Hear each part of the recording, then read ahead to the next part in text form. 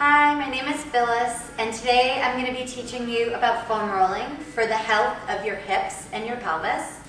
You're going to want a 3-foot foam roller and some mats.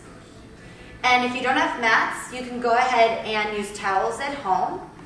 We're going to be releasing tension today all through the glute medius, hip flexors, and quadriceps.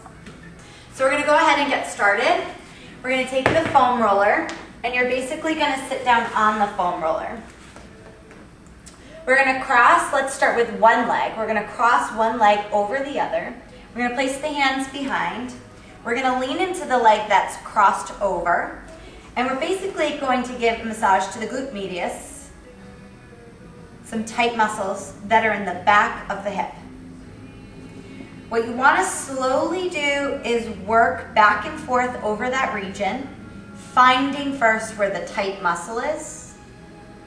When you find that tight muscle, it'll be pretty painful. That's how you know you're there. So we're going to have you do this for about 2 to 3 minutes to release some tension in the back of the hip. After this is feeling a little bit more loose, we're going to continue on through the hip. We're going to straighten that same leg that was crossed over. We're going to straighten it under, and now we're going to cross the other leg over. We're going to find a region that's pretty tight in the side of the hip. Have a lot of the foam roller ahead of you so that you can actually eventually rest this leg down on top of the foam roller. Once you can find that spot, you can stay here on your forearm and just hold. You want to find the spot that's tense and then hold. You can also work slightly up and down, massaging the muscle. But then we use a technique where we hold on the muscle to contract it so that eventually the muscle will release its tension. Once here, if you can, comfortably, light all the way down on the side. From here, you would rest on this tight, tense muscle that should be pretty painful. You would lie here for maybe 2 to 3 minutes. You can lie as long as you feel the muscle is releasing and the tension starts to go away. So you can even go more than 2 to 3 minutes. You could do anywhere from 5 to 10 minutes. After you've released some of this side tension, you're going to go ahead and cross this top leg all the way over and rest it on top of the foam roller. You'll feel slightly changed position in the hip. Find that spot that's tight again. Once here, you can play around with the bottom leg. You can play around with the bottom leg, dropping the knee slowly. That's your back knee. You can drop your back knee slowly to the mat.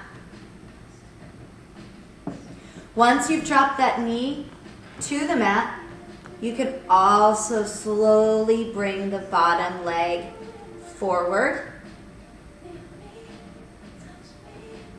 If it feels an increase of tension, stay there for 2 to 3 minutes. If you're not feeling a lot when you brought your knee forward, go ahead and extend your leg, slight bend in the knee, and still the bottom knee rested on the mat. Extend the leg slightly behind you. If you, as I feel here, more tension in that hip, you're going to want to stay here again for about 2 to 5 minutes until you feel that muscle relaxed. What I want you to do is breathe deeply. It's going to help you with the pain that you're feeling in the hip as you're releasing these tight muscles. Take a nice big inhale and a nice big exhale.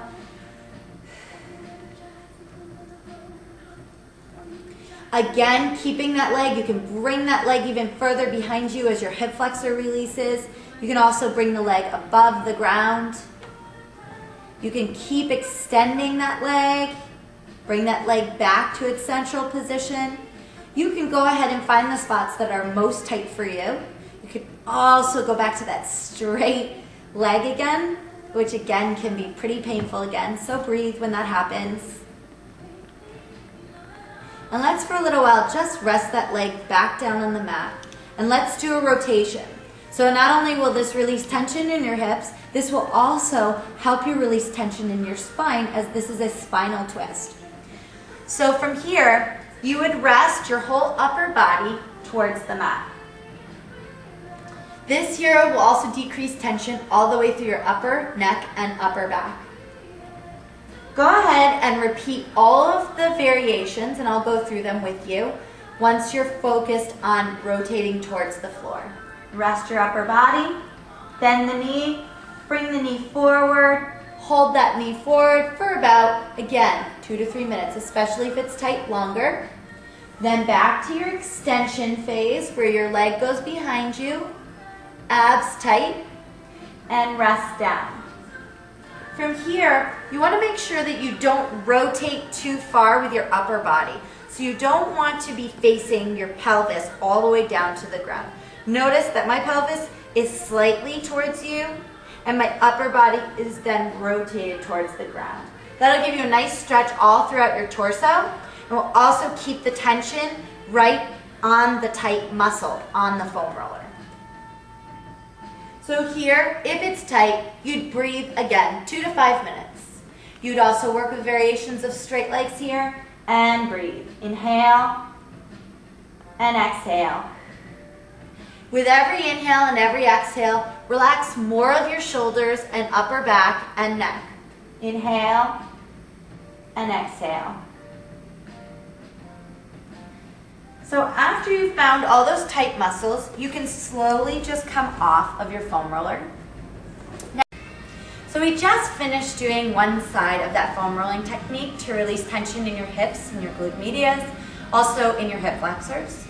So, do it again, one more time, and quads. 3. So we just finished foam rolling the tension out of one of your legs. We focused on the glutes, finished foam rolling on one side of your body. We focused on the glutes, the glute medius, the hip flexor, and the quadricep. You're going to want to repeat that, all the variations, finding all of the tightnesses of the opposite leg. You're going to spend less or more time depending on how tight the hip is.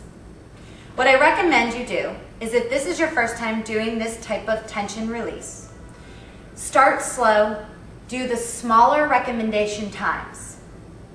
You want to release this tension for a couple of days in a row.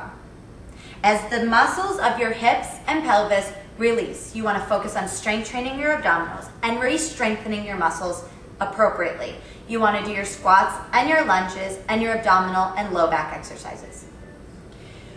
Once you've released the tension in your hips and your legs are feeling good and your muscles are getting more strong again, and you're starting to feel the muscles work differently, you want to leave the foam rolling alone and focus on your strength training. As you begin to feel tightness in the hips, in the pelvis, low back, or knees, you want to get back on this program again for a couple of days. Once your muscles are always stretched and lengthened and not tight around the pelvis, you can just do this as needed. Couple of times. So I can edit some of that. So I can we can end it right there and just right, say. I could just end it there. Yeah, and then you want to just wrap up what you want to say? Yeah, and what do I say? I mean, my thing cuts it off right then and there. So what do I want to say? So like stay just tuned for for something. Yeah, make them come like something. There's gonna be So stay tuned for more of my foam rolling. This was more of your focus on your hips and pelvis. I'll be adding on. Just keep going. Yeah. And 3. Wait, so what do I want to say? I want to say stay tuned for more foam rolling. For more foam rolling and for more foam rolling techniques. Check out phyllislondon.com. Okay, ready? 1, 2, 3. So stay tuned for more foam rolling techniques and also some of my abdominals and low back strengthening. Heads hip width distance apart.